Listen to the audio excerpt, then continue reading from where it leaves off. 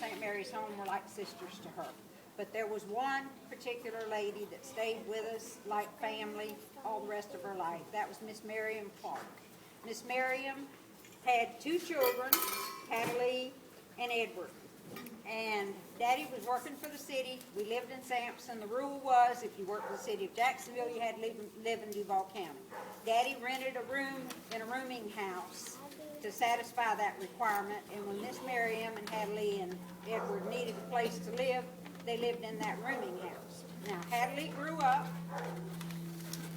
and was married. Her husband was in the military.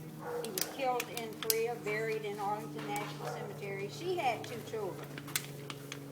She started a gift shop at the old Lamson Airport. That gift shop was open 24/7. When she had to take buying trips, she was the one that usually had the night shift. She had problems getting somebody to come for that week while she was going to be gone. Mama said, I'll go out there and run the gift shop. Okay, Francis will stay home and take care of all the house and the babies. I was 15. We had 6 little babies, and I don't remember how many toddlers and everybody else that we had. I had to do a 12 o'clock feeding. I had to do a 4 o'clock feeding. I was scared to death that I was going to stay, I was going to be too sleepy, so I'd stay up through the 12 o'clock feeding. When it came time for the 4 o'clock feeding, we had this little dog, Lady, who was so in tune to what went on in that house that when those babies started wiggling, that little dog came to my bed and put her little paws on the bed and started whining for me. Aww. So after that first time that she did that, then I knew that I could sleep soundly. Okay? Mama would come home.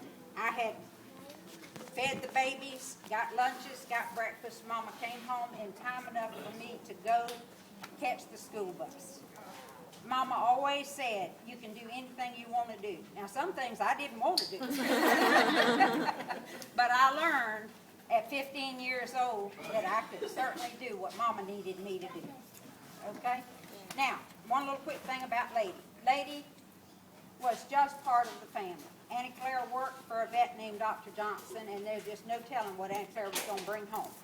But there was a rich lady that was going to take a trip around the world that bought this little dog to Dr. Johnson's and said, keep the dog. It was a little puppy called Penny. Annie Claire bought the puppy home.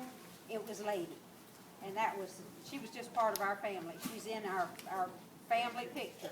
But I will never forget how impressed I was with that little old dog being so tuned in to what went on in that house that she knew that I was the go-to gal. Mama wasn't there.